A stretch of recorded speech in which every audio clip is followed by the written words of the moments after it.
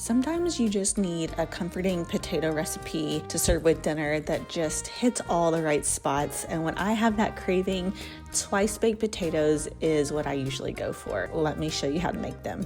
First, you're gonna wash and scrub your russet baking potatoes and then place them on a baking sheet, and we're gonna take a knife and just pierce them a little bit so the steam can escape while we're baking them. Place them in a preheated oven at 400 degrees, and we're gonna bake these for about 45 to 60 minutes, just depending on the size of your potato. While those potatoes are cooking, we're gonna go ahead and fry up our bacon bits. I like to take some kitchen shears and go ahead and just cut the raw bacon into little bits straight into the skillet, and we're just gonna cook that, stirring occasionally until everything is nice and crispy. Once you've achieved that, then we're gonna take a slotted spoon and scoop that out of the pot, put that on a paper towel lined plate, and let that cool completely. Once the potatoes are done cooking, you're gonna remove them from the oven. You're gonna take each potato and you're gonna slice it in half lengthwise. Then taking a spoon, you're gonna carefully scoop out the insides, leaving about a 1/4 inch of the potato all around the edges to help the skins hold their shape. Take that potato skin, place it back on that same baking sheet, and then you're gonna place the scooped potato flesh in just a large mixing bowl. Once that's finished, you're gonna add the remaining ingredients into that mixing bowl.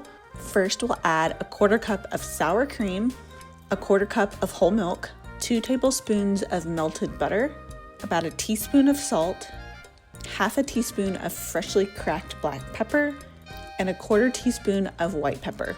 From here, I like to take a hand mixer and mix this all together until it's really smooth and creamy and everything is nice and incorporated.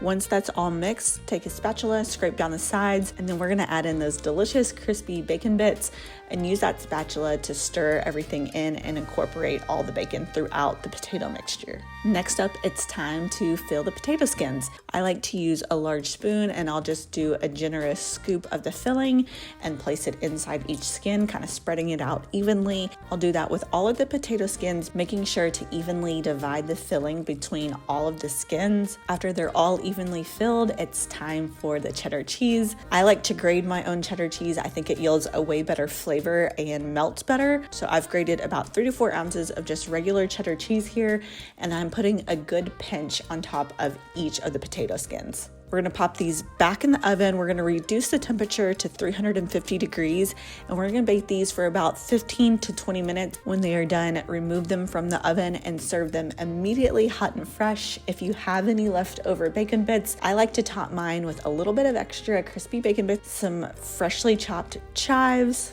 and then I'll usually do another crack of that black pepper and a little bit of sprinkle of salt just to kind of send it all over the edge and for the flavors to just be rounded out and so delicious. For the full recipe, head on over to KentuckyLiving.com. Everything you need to know is there. Thank you so much for joining me in my kitchen this month. And until next time, I'll see you all very soon. Bye-bye.